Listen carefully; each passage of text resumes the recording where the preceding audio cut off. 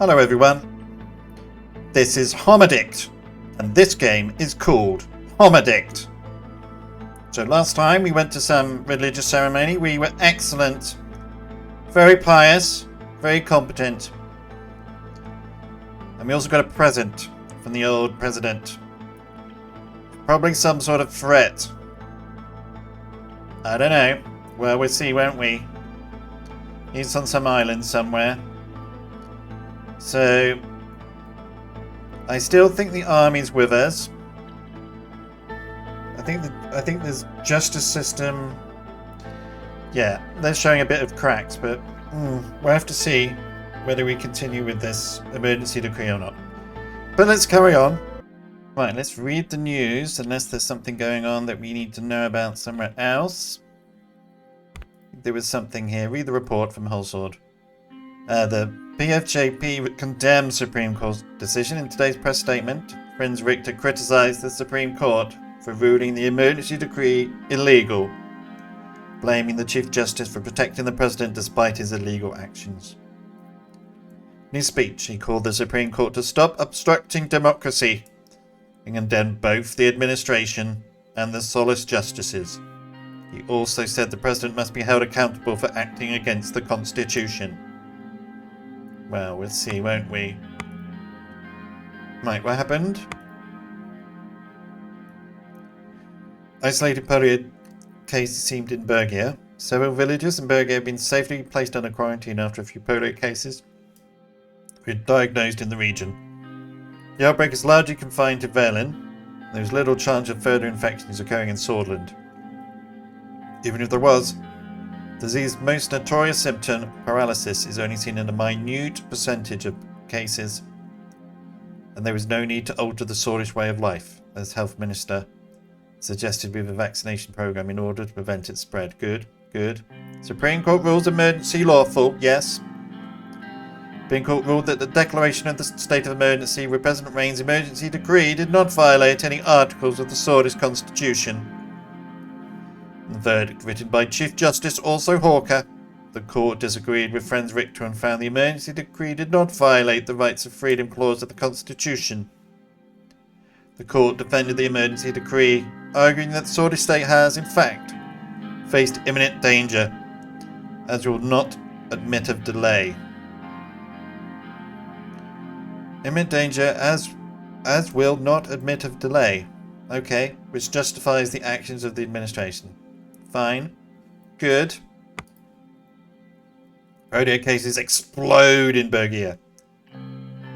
Concerning news from Bergia, several cases of polio have recently been diagnosed in the region. The outbreak, thought to originate across the board in Verlin, is only confined to just a few villages that are now under strict quarantine.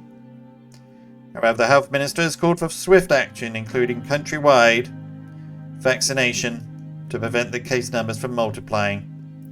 We concur that this disease, which is known to cause paralysis in severe cases, is a serious threat and must be contained at all costs. Okay? We will certainly do that. Okay, what do the radicals want?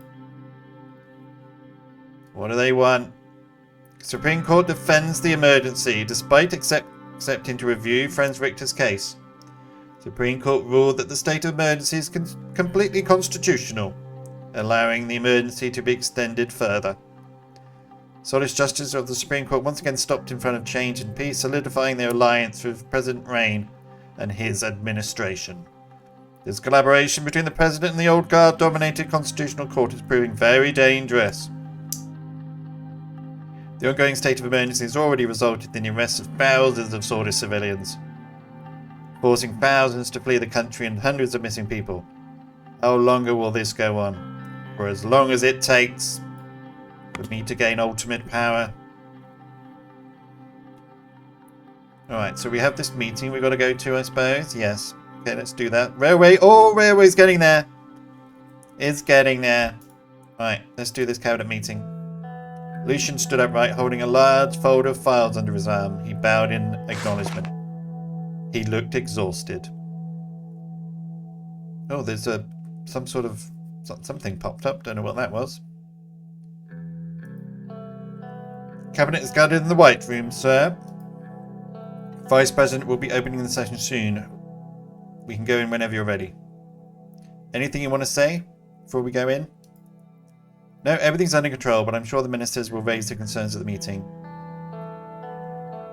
What concerns? There are members of the cabinet that are quite discontent about the state of emergency, sir. Already knew and expected this, I presume. I just wanted to give you a heads up. It's an emergency. What do they expect? All right. Let's give the meeting and hear their concerns out. They don't even have the guts to face me. The party doesn't follow in line. We must consider radical changes. Okay, yeah. Such radical change toward the end of our term is not advised, sir, but we could talk about this in the meeting. He gestured to the door. I think we should go, sir. Vice President Vectorn must have started the session already. Lucian held the door for me, and we both left the office for the White Room. When we entered the room, Peter was speaking to the cabinet members who were already seated around the table. As soon as they noticed me, they all stood up. As they should, be respectful of your president. Ladies and gentlemen, say nothing and watch the room. Alright, yeah, that's good day, everyone. Please have a seat. Peter turns toward me. Everyone except him took their seats. She's right next to my chair in the middle. Here's our president. He held up my chair for me and to sit down and smiled. Please.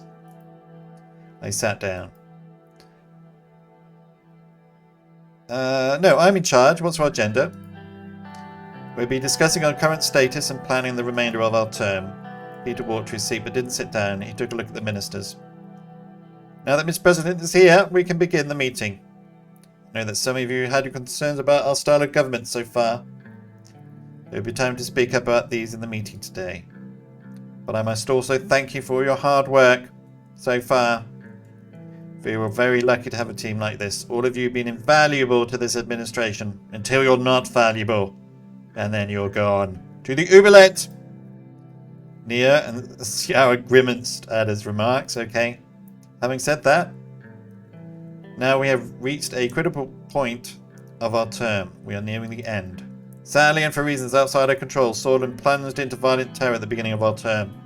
It became our duty to save Sordland. We all knew it was an emergency. Today, the state of emergency still continues, despite making some of our jobs harder. It has also helped stabilize our nation. I must thank Mr. President for being brave enough to act so swiftly.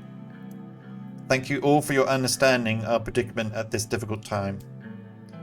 Joseph was nodding in agreement while Nia and Sierra whispered to each other. Okay, they've got to go.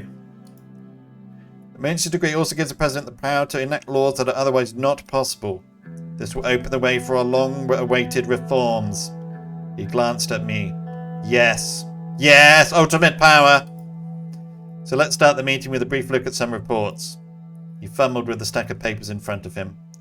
According to the latest polls, we've seen an enormous decrease in our popularity. The public opinion about our party is at all-time low. Well, we may need to change the machinery of the voting machines or something like that. Swap out the parts. Citizens are most concerned about the state of emergency. I took out a piece of paper from the stack and inspected it. Major concern of the people is the state of your economy. We are slowly slipping into a depression. This will have dire consequences for our administration. Well, the railway's been built. I've invested in that other place, agricultural place. Not much more I can do.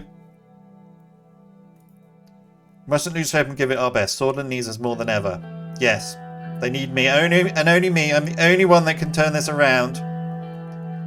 I'm the only one that needs all this power. I'll give the word to the President now. He sat down. Mr. Vice President, thank you for the opening. Yes, clap, yeah. Which made everyone join in. They're terrified of me. Mr. Vice President, thank you for the opening. Thank you, Peter. Yes, it's a formal meeting. Everyone's eyes were focused on me. First, I want to hear brief reports from each ministry. Peter gestured at Simon and he immediately stood up. Mr. President, dear colleagues. Mr. Vice President was pretty on point with his summary of the current economic status. He used the word depression. He couldn't have been more correct. Our GDP has shrank by 15% last year. Downward trend has broken our economy over the last years. If we cannot contain this in time, we will end our term in the truest sense of the word in a depression. However, this has not yet reflected well with our debt situation. Our total national debt has increased about 85 billion this year. If we maintain such a deficit over the next years, we will face a massive debt crisis that will crash the economy. It's alright, we can take some money from somewhere. It's alright. The Assembly is working on introducing new tax bills, which will generate more revenue for the government. These efforts will depend on the government deficit situation. On the other hand, employment has seen no positive changes. There has been an increase in joblessness. It now stands at 26%. We have lost control of the situation. We caused millions of people to lose their jobs. I shouldn't laugh. Oh, it's the incompetence, but it wasn't me. I blame the people who worked for me. He paused for a moment. This terrible is more to it. I'll stay silent. It's Simon's fault, the economy. He looked after it. Well, one major concern is our nationalisation decision. Our expenses have increased. It did not send a very positive signal to the global and local market. I believe this will have negative effects on our growth. Also have to say the failure to open our first infrastructure project was costly, but we expect to see it finished in the next few months. Yes, this is going to save our economy. It's got to. It's got to save it. But apart from all that, oh, just that. Is that all it was? Finished with an update on our latest project. The manager reported everything's going well and very fast with the Sana agricultural zone. Excellent. I'll keep it brief for the sake of the whole meeting and to end my report on that note. Your concerns have been heard. Gus stood up as soon as Simon sat down. I will also keep it very brief, Mr. President.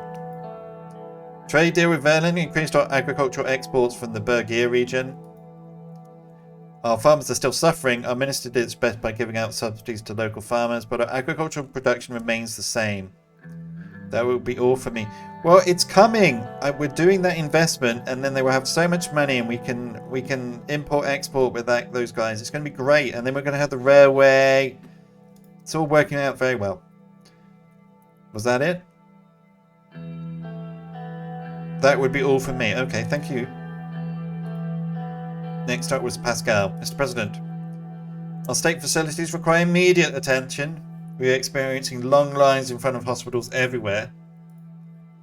We're also currently investigating some reports of a small polio outbreak around a village called Heimir. I believe we can get more details in our policy meeting. These reports keep getting shorter.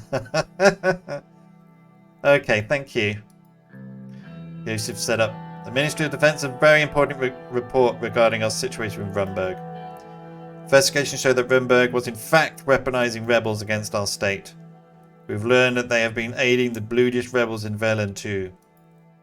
The military must stand ready for any possible attack coming from Rumberg. The evil scumbags! We have gathered intelligence regarding their military research and production. They are building a massive army. We only need to increase our own military production. We cannot let them threaten us like this. Make the necessary arrangements. We have to use whatever we have to its limit. No, let's not escalate. We've done enough. Let's refrain from sending them a response. Of course, sir. David set up. Mr. President, cooperation between Verlin and Sordland has increased to a new level. However, we are seeing its negative impact with Lesbia. The region very unstable. With the incidents at Rumberg, Verlin and Helgeland, we must be very cautious. Talk in more detail at our foreign policy meeting. Your concerns have been heard and ignored. Ciara is next. Who's she? Alright, education. I gave you money. Ministry is working day and night to improve our education system and increase its accessibility. Built around 100 new schools and improved accessibility. We accomplished a lot with our new curriculum. Our reforms will be greatly improving our output as a society. Good, excellent. Mr. President, there is an important report from our intelligence officers. We disrupted the radio signals of several active Bluish Freedom Front militants in Bergier. There seems to be some sort of preparation going on. Our forces managed to eliminate 22 militants. They were carrying Rumberg-made Ka-74s. Our police is also under pressure from people beginning to protest again. We might need to implement some new measures soon. We will provide you with more detailed report at a later date. Ministry of the Interior, right. Oh, also, Mr. Geiser had a report for you regarding an investigation you want him to look at. One last thing, I would like to transfer the police under the Ministry of the Interior to improve the interior security efforts.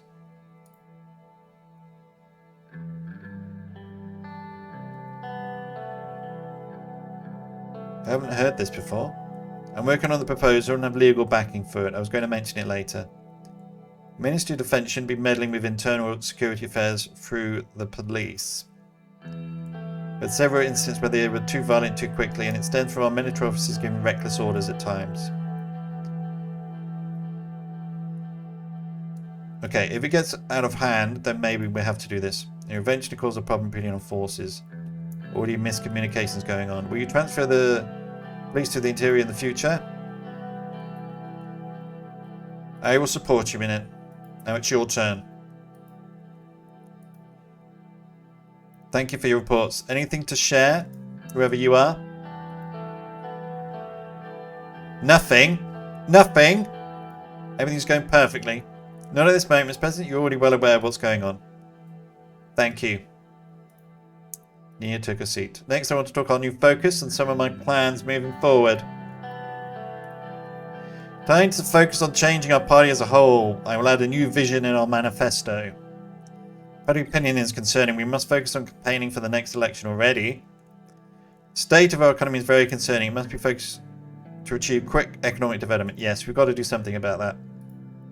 Simon nodded in agreement. Sordland needs to become an economic powerhouse. We can't get elected if we do not improve the economy. We should focus on eliminating poverty and homelessness. Yeah, we won't get elected. Almost everyone seemed to be in agreement with me. There are no comments. Let's move on with the meeting. I believe that is everything. Everyone packed up and left the White Room. I went back to my office. Carl was waiting for me at the door. Mr. President, who's here? Chief of Police? Okay. Moment of your time, I have something to discuss. Of course, let's go inside the office. We entered my office. I went up to my desk and sat down on my chair. Please have a seat, Carl. Thank you, sir, but I'm fine. I will not take long. Anti-corruption police have compiled a report regarding the active investigations. Been watching the opposition closely, just as you asked, and found a very complex web of connections. Found serious irregularities and indirect connections to the oligarchs. Oh my goodness! However, it's very difficult to make a legal argument against anything at this moment. Our investigation is still ongoing, but the process is proving to be slow. The tracks are very well covered. Investigate the oligarchs. Do I worry about that? Do I need to worry about the oligarchs anymore? Because I got rid of that other guy. I think we need to go after the old. I think we need to go after the Supreme Court.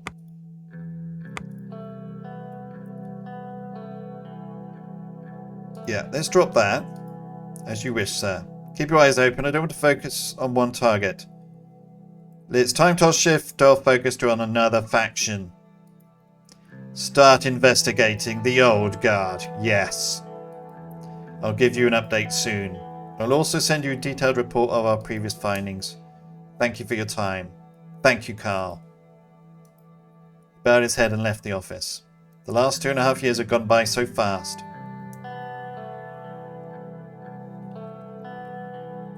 No news, apparently. Alright, what's going on here? Gang violence has diminished. Good. Local police forces finally eliminated one of the biggest money-making schemes of the Coronelli. According to the report of the past month, 40 mob members have been arrested. Good. So get rid of some of this corruption, right? As for the old guard, eliminating the recession. Thousands of bluish people gather in protest and call for the resignation. Certain groups within the protesting crowd vandalised shops and public property. The regional police force intervened. The group dispersed, but hundreds were wounded. The police also said they found 11 illegal made pistols. Rumbergian, those scumbags. Anti-government protest. A group of protesters assembled in front of the City Hall and not yet dispersed. The group was responsible for blocking out vehicles and the anti-government pamphlets. Situation posed no active danger. Yeah, okay, that's fine. Whistleblower agent report. Agent Hailstone revealed the intelligence about a secret nuclear weapons program developed in Rumberg. How dare they? Intelligence to verify the details relayed about a heavy water facility in the north of the kingdom. Ballistic missile test site. The agent will be provided security under the protection program. We'll be given resources to transfer further intelligence to our units. Yeah, maybe we can dob him into the UN or something. Address to the nation speech. Oh, yes. Lucian and I walked to my office in the Moon Palace to make my address to the nation speech. It was unusually crowded today. Cameras, lights and microphones were set in place, and the crew was standing by, ready to start filming. Are you ready, sir? I'm always ready. Good. I think the crew is ready. As soon as you take your seat, we can go live. I took my seat and rearranged my notes on the desk. The crew member powdered my face with a cotton puff. As everyone was ready, the director gave the sign to start filming. I looked directly into the camera. My fellow citizens, my fellow swords, brothers and sisters, my fellow citizens. I soared to election on the winds of change, change that was desperately sought and called for by you, the people of Sordland. I took office with a plan to lead Sordland out of recession and into greatness. When I took office, I hoped to lead Sordland into a new era of peace and prosperity. Yes. I was forced to lay aside my aspirations as the country faced an unprecedented emergency.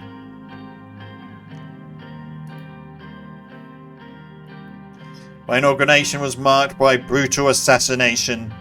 Even as I was sworn in, tensions skyrocketed between the Red Youth and the Young Swords. No sooner was I inaugurated than the threat of bloody separatism raised its head. Yeah, it was a brutal assassination.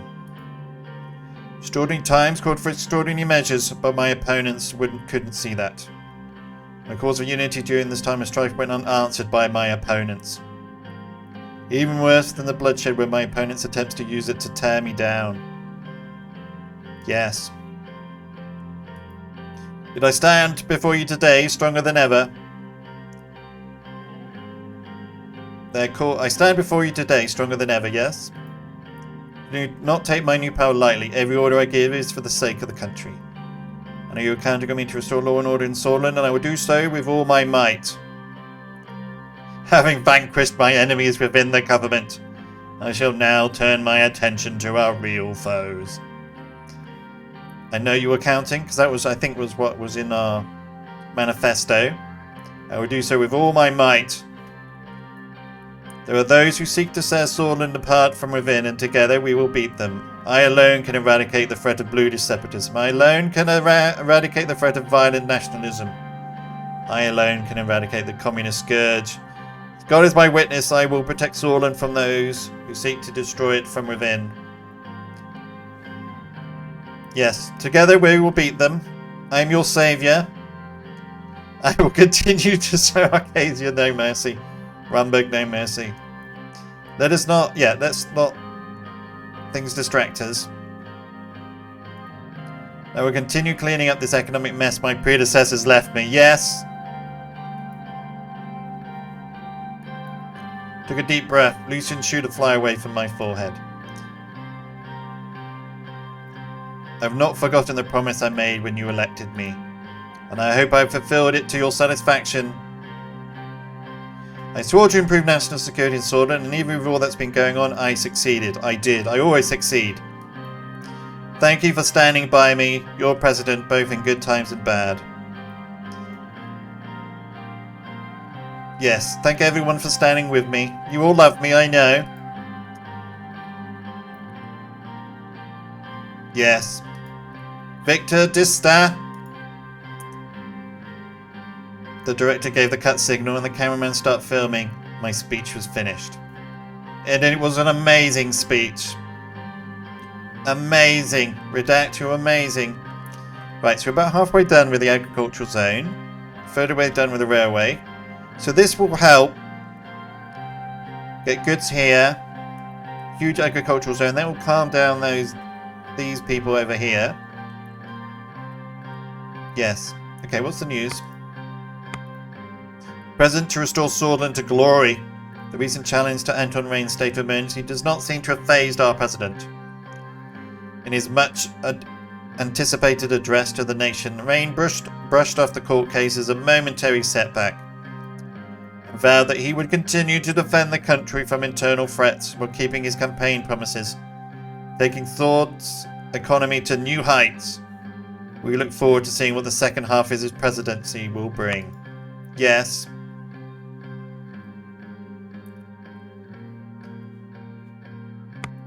Now, what's going on with the laws? So, oppression, we're still oppressing them. We've got unfair electoral funding, whatever. Limited. I still haven't been able to do anything about human rights.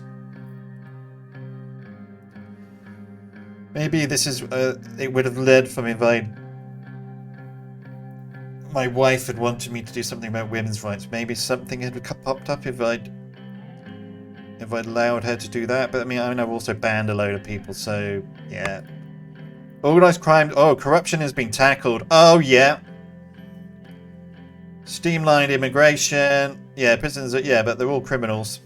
Wide-ranging security powers. Enlarged police force. They're no longer... what is it? Undertrained. It's just a huge police force. Nationwide protest quelled. Yes. We still got all night. Oh, we still got inexperienced police recruits. Fine. Fine. Lack of allies, whatever. Overburdened. Welfare center. We don't need to worry about those. Transportation, unemployment crisis. Economy's plummeting. We're investing there. What's this? Going at a rapid rate causing an increase in time.